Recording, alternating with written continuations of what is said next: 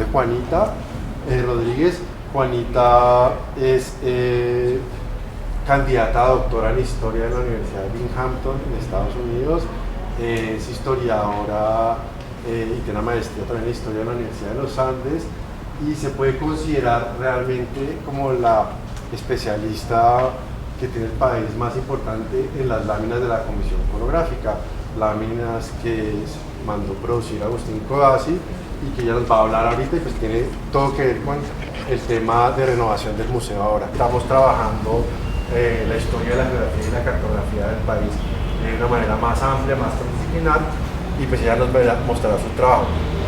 Simplemente para recalcar que aquí estamos en la biblioteca y al lado del museo del IGAC, que pues ha tenido una historia larga de exhibiciones, de presentaciones, de museo. Realmente se va a cumplir 20 años ahorita el Museo Nacional de Geografía y Cartografía, y estamos en un proceso de renovación que empezó hace 10 años con una segunda versión del museo y que vamos a entrar ahorita en una tercera etapa en la que distintos escenarios se están como evaluando, y la idea es que sea un museo que tenga más como venga y toque, mire, sitúese en el mapa, entienda la geografía de la vida, digamos, y del país de una manera más amplia.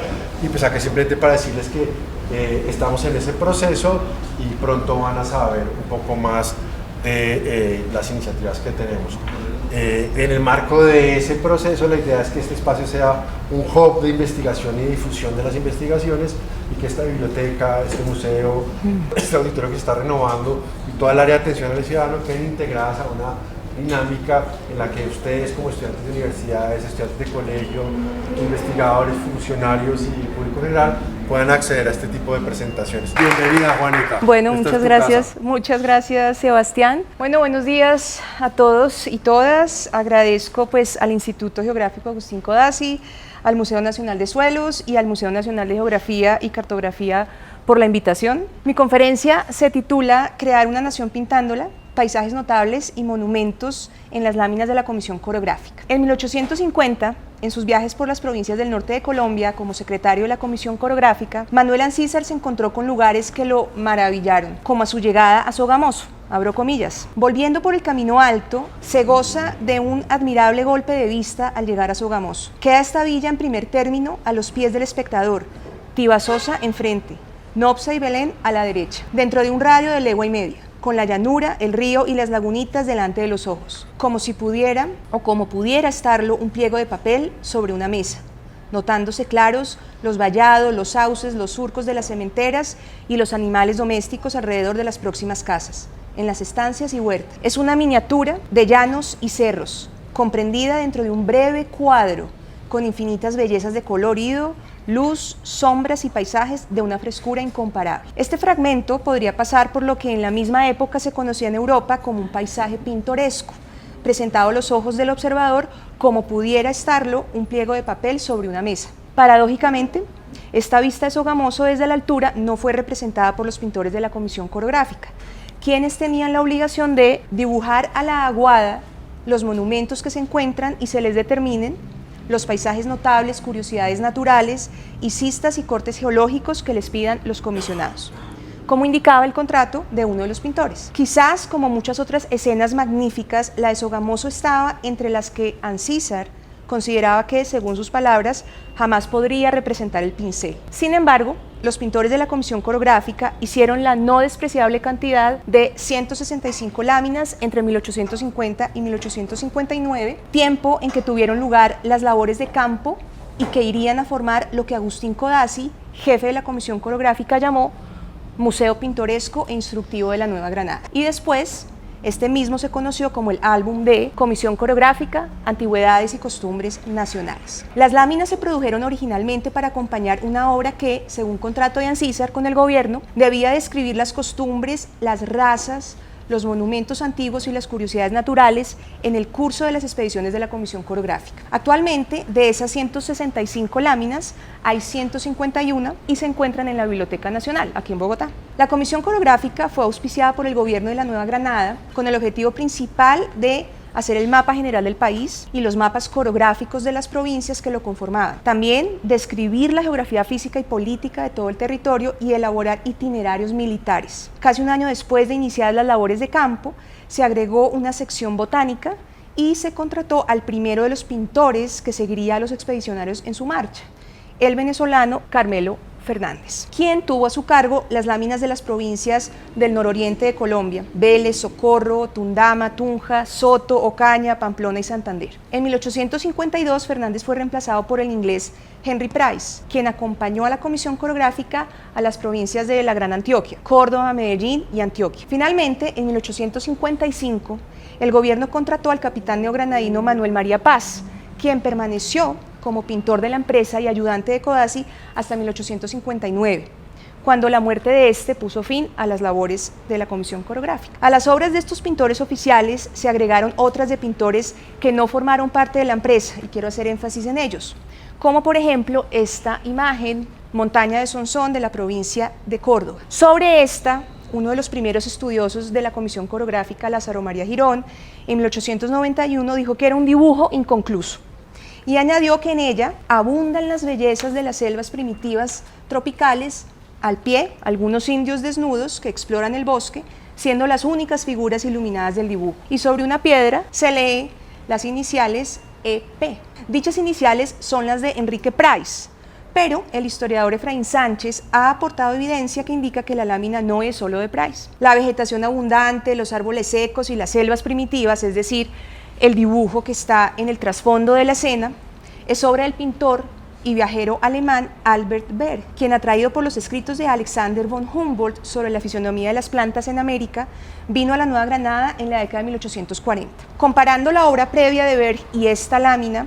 se ha deducido que esta última es del alemán y que las únicas figuras iluminadas del dibujo fueron incluidas por Price. Otros ejemplos de obras hechas por pintores diferentes a Fernández, Price y Paz son aquellas hechas por el pintor francés Léon Gautier. En 1853, cuando la comisión coreográfica partió hacia las provincias de la costa del Pacífico, llevaba a Manuel María Paz como voluntario, pero sin pintor oficial, pues Fernández y Price habían renunciado unos años atrás por problemas de salud. Fue el momento, digámoslo así, de mayor crisis en la sección de pintura de la comisión coreográfica. Sin embargo, finalizada la expedición en agosto de 1853, Codazzi entregó al gobierno un cuaderno de láminas de vistas y costumbres, las cuales están en borrador, debiéndose poner en limpio por el mismo que las hizo. Una posibilidad es que el autor de estas láminas hubiera sido el capitán Manuel María Paz, pero en ese momento él tenía una sanción por parte del gobierno de José María Melo por haber participado en la guerrilla de Huasca durante la revolución de 1851 contra el gobierno de José Hilario López. Paz no podía recibir salario por su trabajo, no podía firmar contrato, por ende no podía figurar como miembro de la comisión coreográfica. Efraín Sánchez atribuye dicho cuaderno al pintor francés Léon Gautier, y el mismo Lázaro María Girón, el que les comenté de ser el primer estudioso de las láminas de la comisión coreográfica, ya había indicado en su estudio que tan abundante era el acopio de croquis para dibujos que traía el señor Paz, que hubo de resolver el jefe de la comisión apelar a un pintor francés que estaba en Bogotá para que pusiera en limpio algunos de esos estudios. Aquel pintor no pudo ser otro que Léon Gautier, quien viajó por Sudamérica entre 1848 y 55 y estuvo en Colombia entre 1852 y 54. Entonces podemos afirmar lo siguiente, que hay 22 láminas de Gautier de las provincias de Chocó, Barbacoas, Túquerres y Pasto, y 10 de Gautier y Paz de esas mismas provincias, junto con las de Popayán y Cauca, entre esas 151 láminas que conserva la Biblioteca Nacional. Las siguientes láminas son ejemplos de aquellas elaboradas por Léon Gautier. Esta de la provincia de Chocó, alcalde del pueblo de Tebada y Vista del Atrato. Esta de la provincia de Barbacoas, fabricantes de faluchos y canoas. Esta de la provincia de Túquerres, Vista de la Laguna Verde, y esta de la provincia de Pasto, Paso por el río o del río Juanambú. Un tercer pintor cuya obra fue incluida en el álbum de las láminas de la comisión coreográfica, pero que no fue parte de la empresa coreográfica, fue Ramón Torres Méndez. Este es el caso de cómo el gobierno quiso contratar a este artista, pero Codazzi lo rechazó de tajo. Desde antes de la entrega de las láminas de las provincias del Pacífico colombiano, el gobierno tenía previsto contratar a Torres Méndez para acompañar a la comisión coreográfica a partir de 1854. Torres Méndez era como el Fernando Botero de la época, uno de los pintores más reconocidos de la Nueva Granada en ese momento, debido pues a toda su obra pictórica, ¿no? Retratos de gente importante, gente de sociedad, personajes históricos, militares, y por la publicación de litografías basadas en sus acuarelas Costumbres neogranadinas en periódicos de la época. Además, Torres Méndez había hecho un cuadro alegoría de la administración del general José María Obando en 1853 con motivo de la inauguración de la presidencia del general el 1 de abril del siguiente año. Sin embargo, Codazzi tenía sus reservas sobre dicho pintor por los mismos problemas que había tenido con Price. Dice Codazzi lo siguiente: se hace un mal efectivo al señor Torres, que como artista le aprecio mucho, tanto más cuanto que de sí solo ha formado a esfuerzo su genio. No puedo quitarlo de su taller, donde ganará más que en la comisión coreográfica, teniendo él ya una larga familia que mantener, apenas hará sus gastos, si no queda alcanzado. Y siempre expuesto a enfermarse por las variedades de climas, y siendo casi seguro que al segundo año, decía Codazzi, renunciará por tener que ir a tierra enfermiza y desierta. Finalmente, Torres Méndez nunca hizo parte de la comisión coreográfica, pero una de sus acuarelas, Paseo de una familia a los alrededores de Bogotá, hace parte de la colección de láminas del álbum de la Comisión Coreográfica de la Biblioteca Nacional.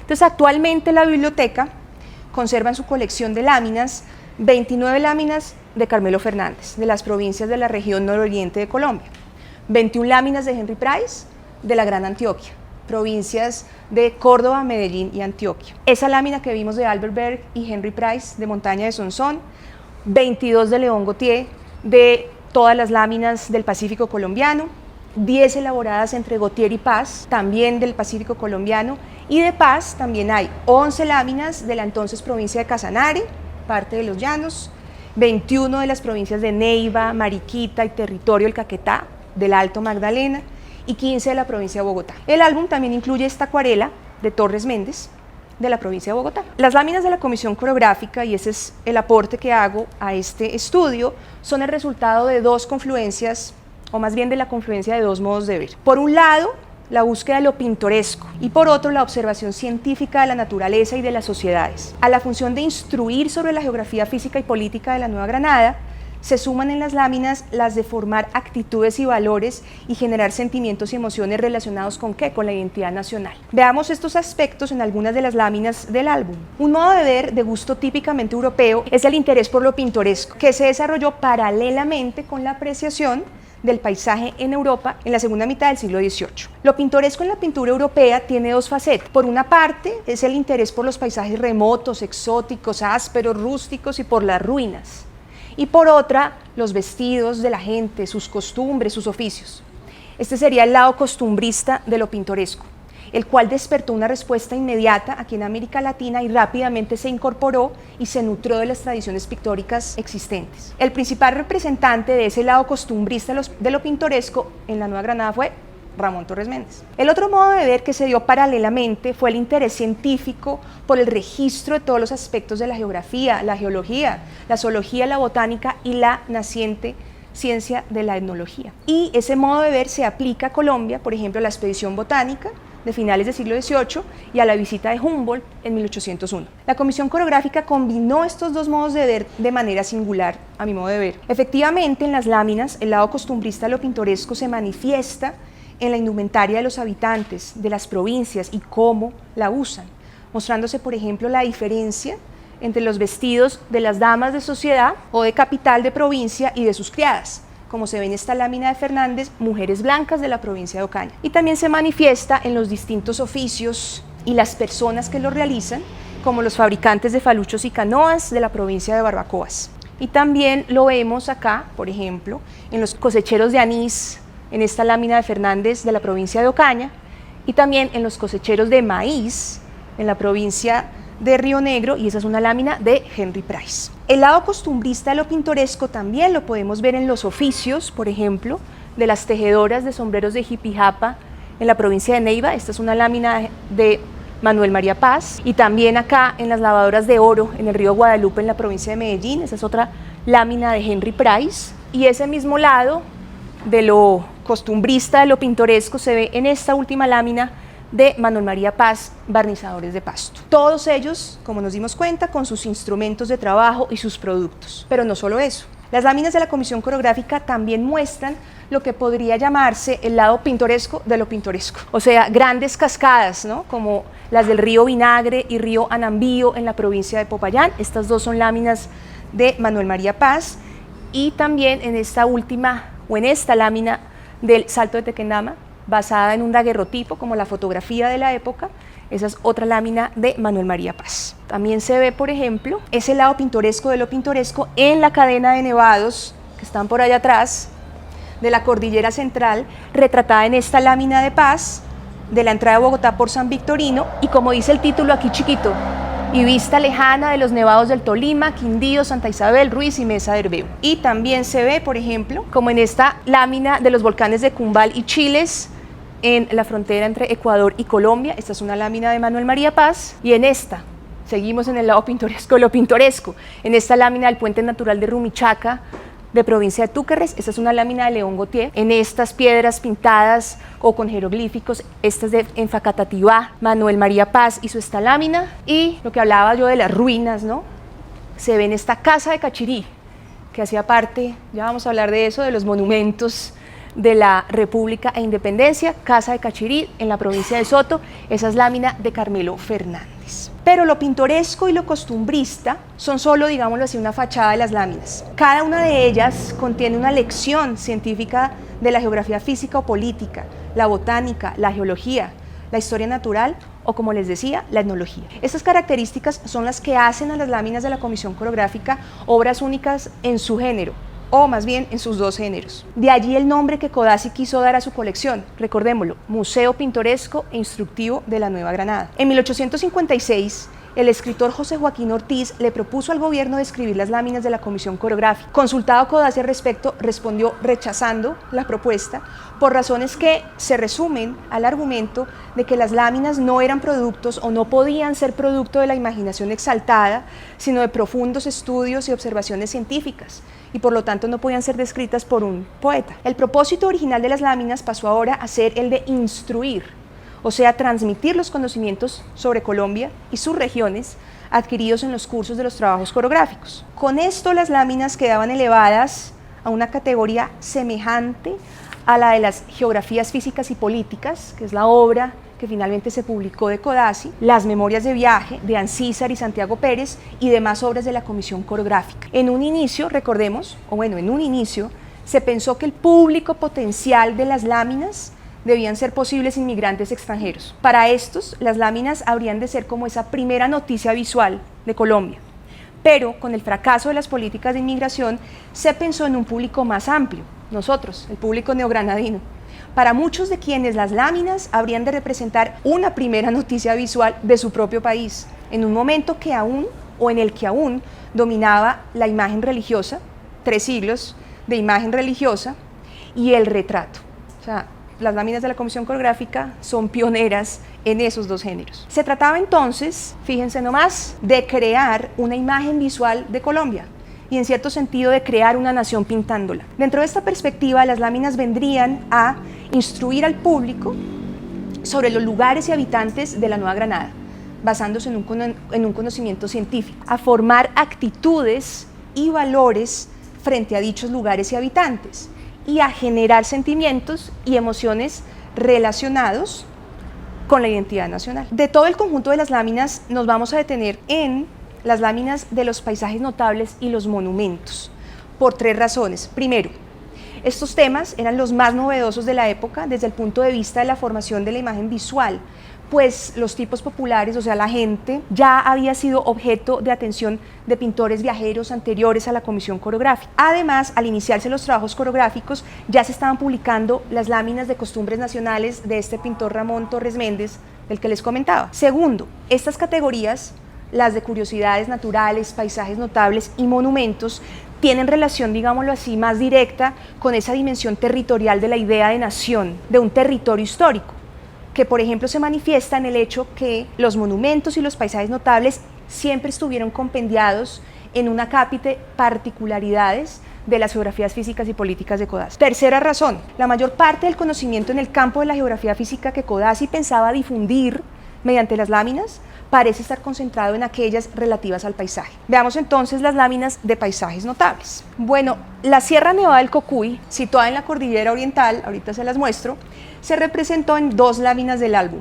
Una de ellas la hizo Carmelo Fernández, la cual se titula Vista del Nevado de Chitá y del gran nevero que tiene hacia Huicán. Y la otra fue hecha por Manuel María Paz, Vista de la Sierra Nevada de Huicán o Chita desde Moreno. La primera representa, o presenta más bien, la perspectiva que se tenía desde la población de Huicán, provincia de Tundama, de uno de los tantos picachos nevados que conforman la sierra y uno de sus glaciares. La segunda muestra los nevados vistos desde la capital de la provincia de Casanare, hoy el municipio Paz de Ariporo. El propósito de Codazzi con estas láminas era resaltar el hecho de que la Sierra Nevada de Huicán era la única altura, abro comillas, que se encuentra cubierta de nieves perpetuas en el ramal de los Andes desde Pasto hasta Venezuela. Según Codazzi, el más alto de los picachos nevados alcanza 5.983 metros sobre el nivel del mar y ofrece una prueba para dar este dato. Él, Ancísar y sus acompañantes, a excepción del pintor Carmelo Fernández, recorrieron a pie la cumbre de la Sierra Nevada, midiendo el espesor, estas son palabras de Codazzi, y extensión del casquete de hielo, el límite de las nieves perpetuas, el de las nieves transitorias y el término hasta donde en aquella latitud suben los cereales y las plantas alimenticias. Sin embargo, el dato resultó ser exagerado, pues el punto que hoy se tiene como el más elevado de la sierra es el Ritacuba Blanco, con 5.380 metros sobre el nivel del mar aproximadamente. Codazzi quiso unificar el nombre de esta sierra que aún hoy se conoce con los de Cocuy, Chita y Huicán. Según el geógrafo, la Sierra Nevada no debía llamarse de Chita, sino del Cocuy o de Huicán, por ser pueblos más cercanos a la misma. Codazzi finalmente se decide por Huicán, por, dice él, ser el nombre del pueblo más cercano en la parte occidental, pues la oriental o es toda llena de un desierto horroroso y lleno de precipicios. La provincia de Bogotá se presentó ante los ojos de Codazzi como el principal centro económico y cultural de la Nueva Granada. Sin embargo, dentro de la misma provincia, incluso dentro de un mismo centro poblado, se presentaban contrastes sustanciales que Codazzi y en especial Manuel Ancísar no dejaron de subrayar. Tal es el caso de Zipaquirá, considerado por Codazzi como uno de los puntos más comerciales de la provincia por su rica mina de sal gema. Esta vista, la vista de la ciudad de Zipaquirá de Paz, presenta la apariencia de un pueblo próspero. El caserío y la catedral ocupan la franja central con las montañas como telón de fondo. Se percibe la pulcritud de los techos y las paredes de las casas y los patios traseros bien mantenidos. Y en primer plano, los techos de los galpones donde tenía lugar el procesamiento de la sal. La imponente catedral domina la escena. Sin embargo, Zipaquirá era, según Ancísar, una preciosa joya descuidada y empolvada por sus propios habitantes, quienes se empeñaban, según sus palabras, en añadir lentamente piedra a piedra en la fábrica de una iglesia colosal, esponja que embebe inútilmente dineros que empleados en fundar escuelas y mejorar caminos mantendrían hoy próspera y floreciente la ciudad. Parece evidente la lección de geografía política que la comisión coreográfica se proponía transmitir con esta lámina, la cual era contrastar una cara de civilización y prosperidad representada en la salina y otra de tradicionalismo, falta de visión e intereses parroquiales representados en la iglesia que aún hoy está en pie, como lo muestra esta foto de Santiago Harker tomada desde el mismo punto, es la misma vista, sigue siendo la misma vista. Una enseñanza distinta es la que parece desprenderse de las láminas de Ferrería de Pacho y Vista del Pueblo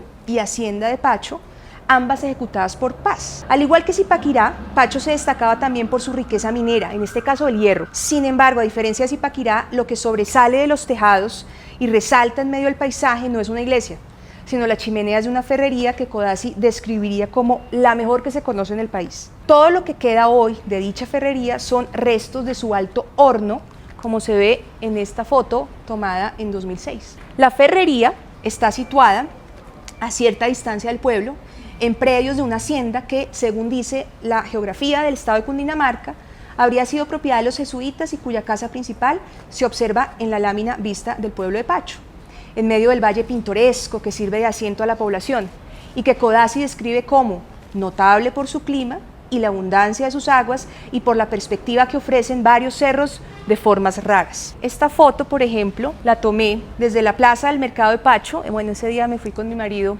a ver las láminas en Pacho.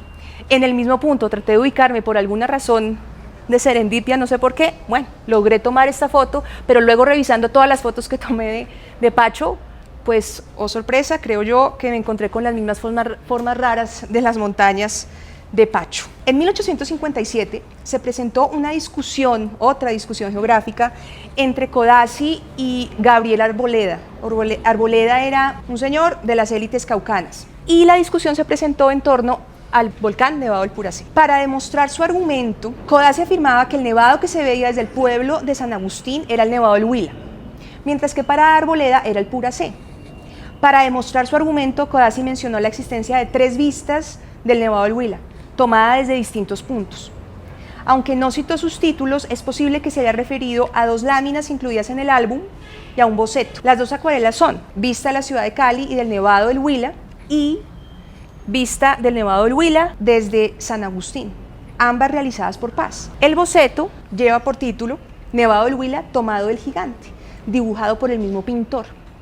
Para Codazzi era esencial basarse en la posición astronómica del nevado con respecto a la que se encontró en San Agustín, para demostrar que en realidad era el Huila y no el Puracé. Y sobre ella Codazzi había escrito que tiene 2, o más bien 3 elevadas cúpulas traquíticas en una sola masa. La forma del nevado era para Codazzi una prueba más para establecer que el volcán que se veía desde la plaza de San Agustín no era el Puracé, pues según sus palabras, este era un cono truncado con poca nieve, mientras que el Huila era una gran masa de hielo con 3 enormes picos. Por su parte, Gabriel Arboleda reiteró que él mismo había visto desde dicha plaza al Nevado del Puracé, diciendo, el mismo Arboleda diciendo sobre el nevado, que lo vio arrojar grandes columnas de humo, propiedad distintiva del Puracé por ser volcánico y estar en actividad, sin que haya jamás llegado a mí noticia que sea lo mismo el Huila.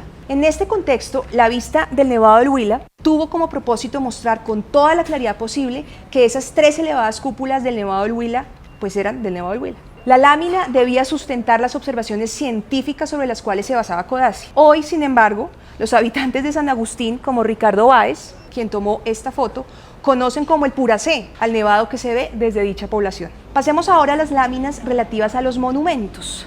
En la época de la Comisión Coreográfica, los monumentos se destacaban más bien por su ausencia, y lo que se representó en las láminas, como vamos a ver, fueron sitios u objetos de importancia histórica que esperaban por su reconocimiento social y gubernamental. Apenas pasadas 3 décadas desde el fin de la Guerra de Independencia, la nación comenzaba a desarrollar un depósito de memorias históricas asociadas a la idea de patria. La lámina, vista del terreno en donde se dio la acción de Boyacá, representa el lugar de la batalla de Boyacá de 1819, sobre la cual Codazzi resaltó el triunfo de las tropas republicanas sobre las realistas. A pesar de su importancia histórica, en el momento en que la Comisión Coreográfica pasó por este lugar, Codazzi y Ancísar llamaban la atención sobre el hecho de que no hubiera un monumento que conmemorara dicho suceso y describían el sitio como un triste paisaje de solitarios cerros. Esta lámina de Carmelo Fernández es la primera imagen hecha en Colombia del campo de Boyacá y vino a ser las veces del monumento que allí se erigiría solo hasta la década de 1880. Para el ojo neogranadino, la lámina no era solo la representación de un lugar, sino la recordación y por tanto la conmemoración de aquel suceso clave de la independencia.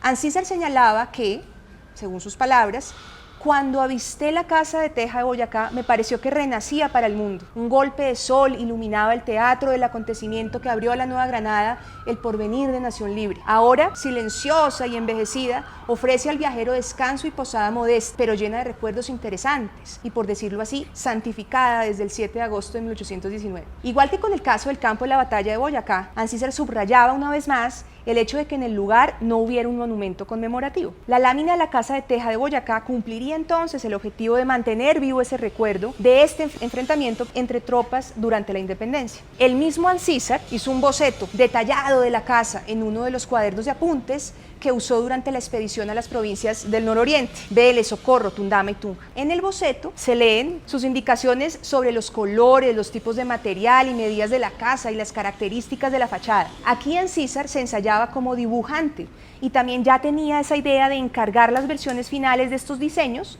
a un pintor profesional, que era lo que se acostumbraba a hacer en las exploraciones científicas y entre los pintores viajeros del siglo XIX. La lámina final, esta que tenemos a mano derecha, muestra una escena mucho más pulcra y limpia que la que observó Ancísar. En el momento de iniciarse la Comisión Coreográfica, Los estudios sobre sociedades prehispánicas eran aún escasos y los objetos relacionados con ellas estaban más bien relacionados con el saqueo de tumbas que con colecciones formales. Sin embargo, Codazzi cumplió un papel central en el proceso del redescubrimiento del pasado indígena por sus descripciones de las rocas con petroglifos de Saboyá, Gámeza, Pandi, Facatativá y Ay, pero sobre todo por su estudio sobre las estatuas y los alrededores de San Agustín, publicado en 1863, siendo este el primer análisis sistemático de las estatuas, el cual de hecho sirvió de base al profesor alemán Konrad Preuss para su clásico estudio de 1913 titulado Arte Monumental Prehistórico. A Preuss lo consideran como el descubridor de las estatuas de San Agustín. Se basó en el estudio de Codazzi. El informe que Codazzi escribió fue publicado en la Geografía Física y Política de los Estados Unidos de Colombia en 1863 y fue ilustrado por 37 litografías de las estatuas, como estas 4 láminas, también por esta litografía de las ruinas de un adoratorio de los indios y por esta otra de la vista de los alrededores del pueblo de San Agustín tomado desde el Cerro de la Pelota. Todas estas basadas en acuarelas originales de Paz, como esta.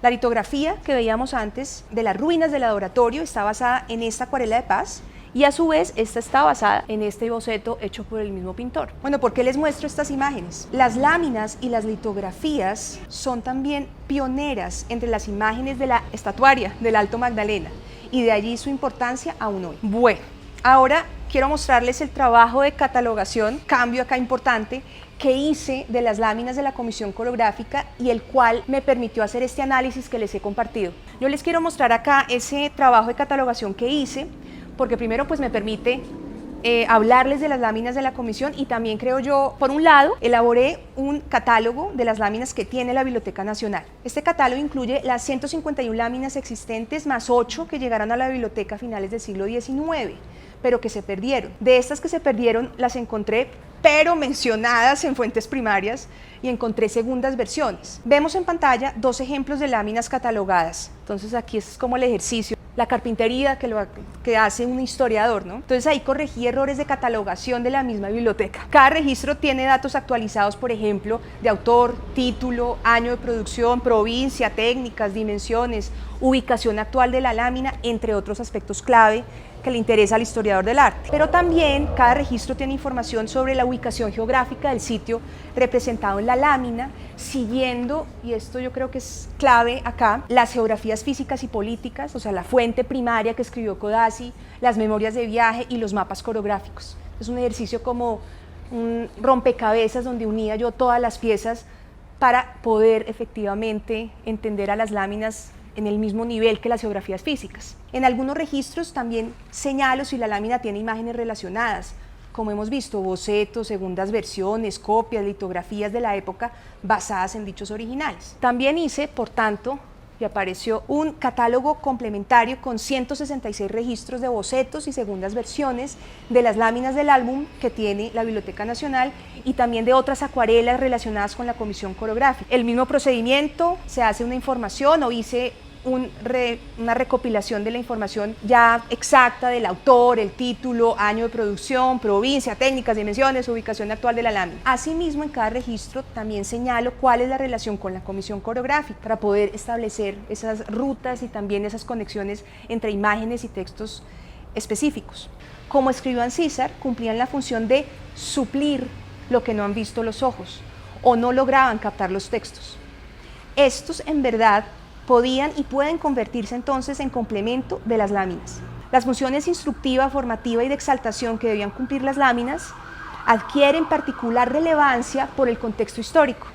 Estamos hablando de un momento en que la nación apenas comenzaba a definirse como república independiente, la memoria visual era extraordinariamente escasa, pues acababan de llegar a su fin 3 siglos, no más que 3 siglos de dominación de la imagen religiosa, y eran aún pocas o inexistentes las representaciones de monumentos y paisajes notables. Por todo lo anterior, las láminas de la Comisión Coreográfica han sido reconocidas a nivel nacional. Hace casi ya 20 años están inscritas en el registro regional del programa Memoria del Mundo de la UNESCO.